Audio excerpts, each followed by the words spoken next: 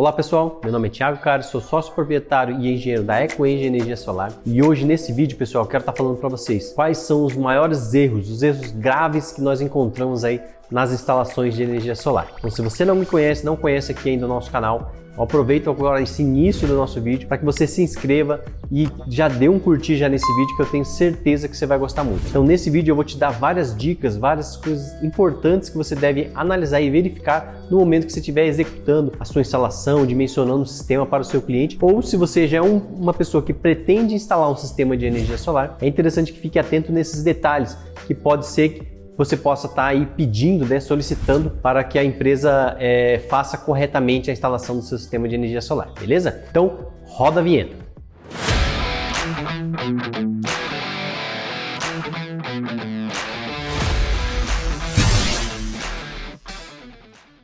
Então, pessoal, nesse primeiro item que eu quero passar para vocês é o seguinte: instalações sem as proteções. Tá, o que seriam as proteções, Thiago? A string box. Olha só esse sistema, pessoal. Nós verificamos, no caso, essa instalação. Para quem não viu um vídeo, se eu não me engano, há 2 semanas atrás, a gente colocou aí que um cliente entrou em contato com a gente e solicitou para que a gente readequasse o sistema dele para que ficasse dentro das normas corretas que nós utilizamos. Então, esse foi o estado que nós encontramos no sistema dele. Então, ele não tem uma string box ali. Vocês podem ver que o cabo solar, ele entra diretamente no inversor, tá? Esse inversor, ele não possui proteções internas, tá? Tem alguns que possuem, em proteções internas. Eu vou falar um pouco mais à frente sobre isso com vocês também. Porém, esse inversor, pessoal, ele tinha que ter a string box, tá? E ele não tinha essa proteção. Então, qualquer coisa que poderia dar nas placas lá, ele já queimaria diretamente aí os inversores. Então, esse é um dos principais erros gravíssimos que nós encontramos aí. Ele é um sistema que ele já tem há 3 anos já instalado no cliente lá, correndo de grande risco ali. E hoje agora a gente está fazendo um monitoramento para saber se ele foi danificado com alguma coisa ou não. Vamos para o próximo item. Utilizar o DPS de corrente alternada no lugar de corrente contínua. Pessoal, vocês têm que entender o seguinte: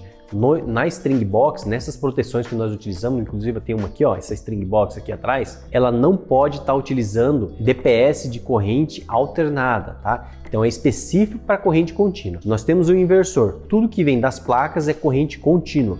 Quando ele sai do inversor, ele vem corrente alternada, que é o que a gente utiliza dentro das nossas casas. Então, quando ele vem das placas de corrente contínua, nós utilizamos a string box e dentro dessa string box eles têm os DPS específicos para corrente contínua. Já do outro lado, que é onde a gente tem esse quadro aqui, que é o quadro de corrente alternada, ali dentro tem o disjuntor e tem o DPS. Nesse caso, então, nós temos ali o nosso DPS de corrente alternada, beleza? Então verifique bem isso. Então não adianta você, você pode montar uma caixinha como essa, por exemplo, numa string box, comprar um quadro como esse e aí você colocar os equipamentos dentro.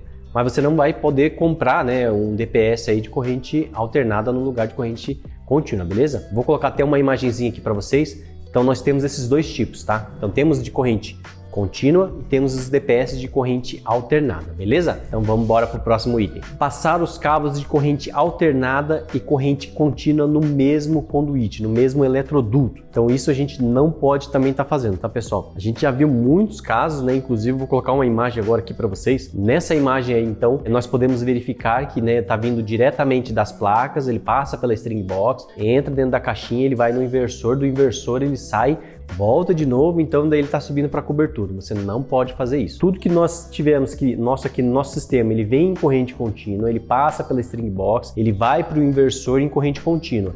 Depois do inversor, nós temos aqui então a corrente alternada, que ele vai para esse quadro. Então você tem que sempre fazer essa separação, ela não pode estar as duas dentro do mesmo conduíte ali, do mesmo eletroduto. Nesse próximo item, pessoal, é o seguinte: utilizar o aterramento sem saber exatamente como foi dimensionado, por exemplo, a casa do cliente, Então você não pode interligar diretamente no aterramento da casa do cliente. Nós temos uma situação seguinte: se é uma casa que ela já existe, ela já foi construída, então o projeto elétrico dela foi considerado tudo que eles têm de equipamento dentro de uma casa. Então foi de um padrão, o aterramento foi considerado, o dimensionamento dele, para um padrão de uma casa normal. Não foi considerado que teriam as placas de energia solar, porque na época até não tinha isso, tá? Então não foi considerado esse cálculo. Então por isso que, como ele não foi considerado, muitas vezes a casa não tem nem aterramento, Então você não pode estar utilizando esse aterramento, que ele pode estar inadequado. Então ele pode ter utilizado uma haste que não é a correta para a gente estar utilizando na energia solar. Então por isso que você deve fazer um aterramento exclusivo para o seu equipamento. Se for uma casa nova, uma casa que está sendo dimensionada pensando já na energia solar,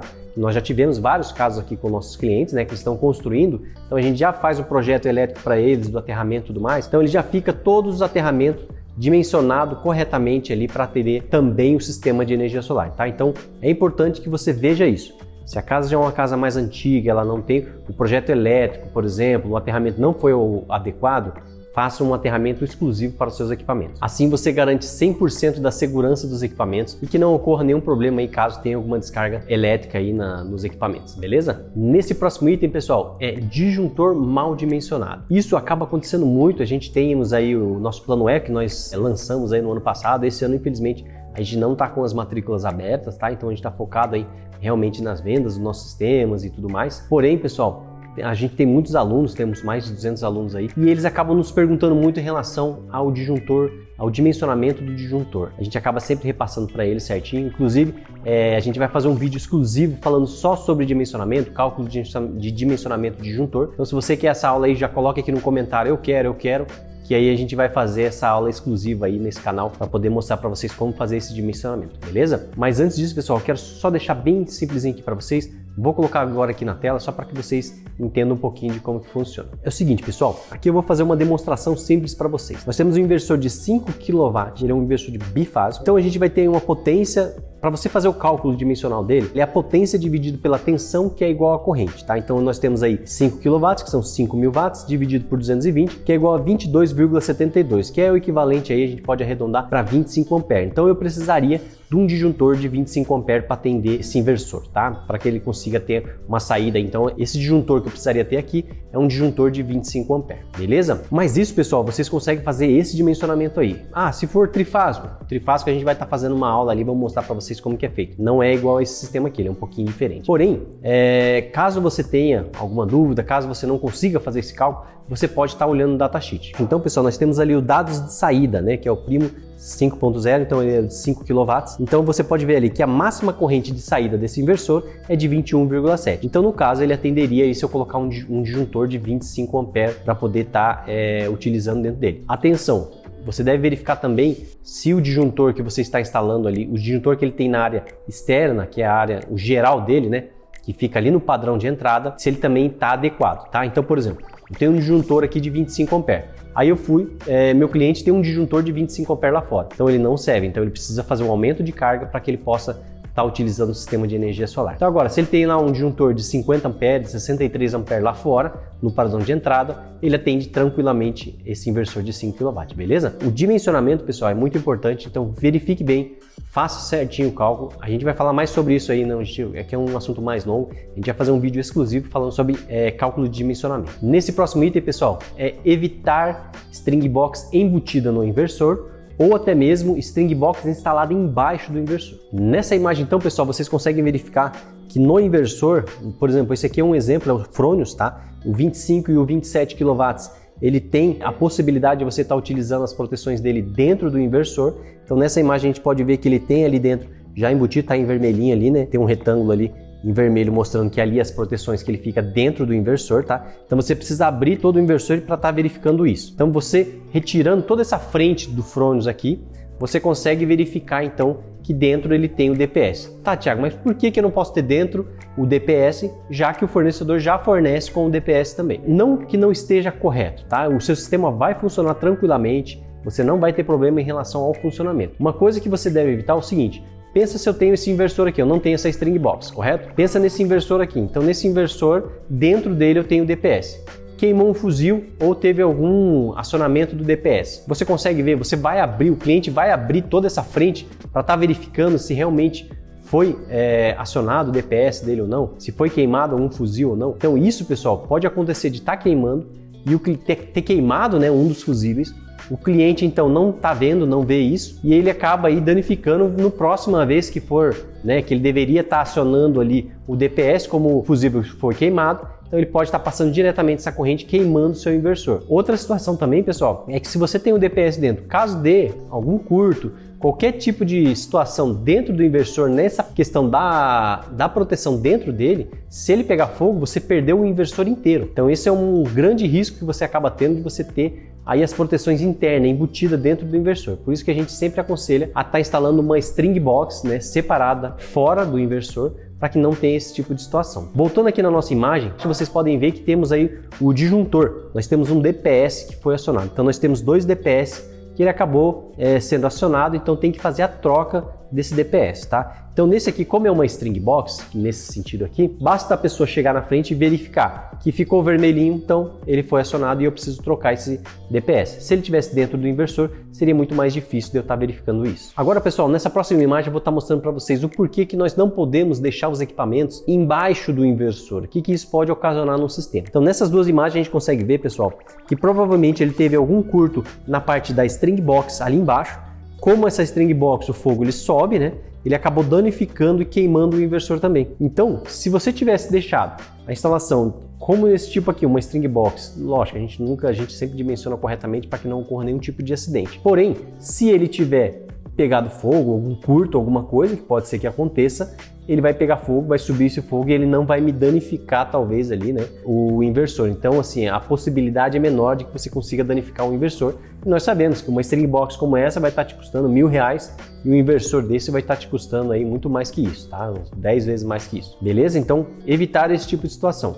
Não colocar os string box embaixo do inversor e tentar o máximo possível estar utilizando string box, né, proteções externas, não usar a proteção interna dos inversores. No próximo item, então, pessoal, é não identificar os cabos. Isso a gente vê demais, pessoal. As pessoas não identificam os cabos. Então, elas acabam instalando o sistema de energia solar, ligando os cabos, e aí acaba deixando por isso mesmo. Nessa imagem vocês podem ver, é uma instalação nossa, né, onde nós realizamos.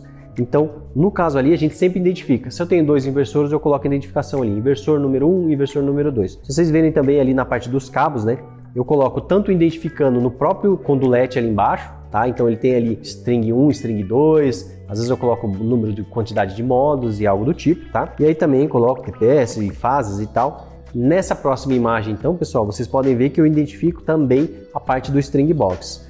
Então eu coloco ali quais estão posicionadas para o oeste, para o leste, quando eu tenho essas duas posições, a chave seccionadora de corrente contínua, o disjuntor, pessoal, por mais que nós que trabalhamos com isso, nós sabemos que o disjuntor, qual é o on, qual é o off, o cliente às vezes ele fica na dúvida, tá ligado ou tá desligado? Eu tenho muitas essas dúvidas aí, eu pergunto às vezes o cliente me liga, Thiago, não sei se tá ligado ou não, vou te mandar uma foto. E o pessoal manda foto para saber se o disjuntor tá ligado ou desligado. Então a gente viu que ele tem muita dificuldade de verificar isso. Então nesses casos, pessoal, coloca até do ladinho ali, on e off do disjuntor, quando ele tá ligado e quando ele tá desligado. Então ele consegue verificar isso. Porque às vezes eu tô sem monitoramento, eu ligo lá e falo, pô, eu tô sem seu monitoramento, você sabe se aconteceu alguma coisa, veja se o disjuntor caiu, aconteceu alguma coisa. Ele chega para mim e fala, pô, não sei, Thiago, o disjuntor aqui, se tá ligado, tá desligado, vou te mandar uma foto. Então acaba acontecendo isso. Então identificando ali certinho, o cliente fica sem essas dúvidas e é muito importante você estar fazendo isso também, beleza? Nesse próximo item, então, pessoal, é não deixar os espaços entre as strings na cobertura. A gente vê demais, pessoal, vocês podem verificar sempre aí, tá, nas coberturas aí, que a gente vê que o pessoal tá cobrindo a cobertura inteira de placas. Por exemplo, pode ser que a gente sabe que não pode pisar em cima dos módulos, não pode caminhar, não pode se apoiar em cima dos módulos, então isso não pode fazer, tá, pessoal? De jeito nenhum. Por exemplo, as pessoas que estão fazendo a instalação, beleza, ela pode ir do fundo para frente, ela vai colocando os módulos, vai instalando, vai fazendo, quando ela finaliza aqui, beleza, mas virou aquele mundaréu de placas coladas uma na outra, sem espaçamento para alguém poder ir lá na frente. Mas como ali acabou de instalar, as placas estão limpas, tá tudo uma maravilha, ele liga lá e tchau, foi embora, né? Então deixei ali o cliente numa situação meio complicada. Por quê? O cliente precisar fazer a manutenção, a limpeza dessas placas, como que ele vai fazer? Se ele precisar verificar alguma coisa, como que ele vai fazer? Como é que ele vai conseguir alcançar aquela placa lá no meio? Dá só uma olhadinha nessas coberturas, pessoal. Nessa de cima aqui, como que a pessoa vai chegar lá no meio dessa cobertura para poder limpar aquelas placas do meio? Se ela não se apoiar em cima das placas, e eu tô vendo demais, pessoal. Fui visitar um cliente, inclusive, que eu vi, na hora que eu subi com o drone, o pessoal tava limpando e estavam pisando em cima das placas. Nessa imagem de baixo, pessoal, é de um cliente aí que a gente, daqui mesmo, da nossa região, tá? Que ele nos contratou aí para estar fazendo uma manutenção. Eu simplesmente vou ir com o drone e falei, mas como é que eu vou chegar lá no meio daquelas placas, né? Então, eu vou precisar arrancar uma linha ali de de placas para poder caminhar sobre a cobertura e tudo mais. E uma coisa muito interessante que aconteceu nessa obra, pessoal. Nessa exata cobertura de baixo ali, o cliente fez essa instalação e ele já fez 2 limpezas já. Quando a gente chegou lá na cobertura, vamos com o drone, verificamos que várias placas estavam quebradas, tinha vários furinhos nas placas ali. O cliente falou, pô, será que é pedra? Jogaram pedra e tal. Daí a gente explicou para ele que não. Essa cobertura metálica, ela fica um perfil, um parafuso saindo para cima, alto. Ele chega aí de 10 a 15 centímetros para fora da telha. O que acontece? Quando o pessoal pisou, eles pisaram realmente em cima das placas, as placas deram um abaulado, quando ele abaulou, ele furava as placas por baixo. Então eu mostrei exatamente uma placa onde o parafuso entrava certinho dentro do buraco. E aí a gente conseguiu identificar isso. Então o correto era eles terem cortado, né, diminuído o tamanho desses perfil, mas o ideal mesmo é que eles nem tenham caminhado por cima dessas, não podem caminhar em cima disso. E agora a gente vai fazer toda uma mudança, né? Inclusive a gente vai fazer um vídeo exclusivo só para falar sobre essa instalação para vocês aí, de como que foi feito, como que estava a situação e como que a gente solucionou. Pessoal, espero que vocês tenham gostado desse vídeo. Se você gostou desse vídeo, coloque aqui nos comentários se vocês querem aí algum assunto específico para a gente estar falando aqui para vocês também. Tem uma aluna nossa que acaba verificando aí o nosso canal sempre e colocou ali para falar sobre financiamento, algumas ideias legais aí, a gente vai estar bolando esses vídeos para vocês, para estar passando mais conteúdo para vocês também, beleza? Se gostou então desse vídeo, pessoal, aproveita e dá um curtir, ajuda demais o nosso canal. Se inscreva também no nosso canal, ative o sininho aí para você sempre estar por dentro dos nossos conteúdos. Nós temos vídeo toda quarta-feira ao meio-dia e sexta-feira eu tô dando sempre uma aulinha ali específica do nosso curso Plano Eco para que você consiga entender ali como que funciona para abrir uma empresa de energia solar. Valeu então, pessoal, espero vocês até a semana que vem. Te aguardo lá. Um abraço, até mais, tchau!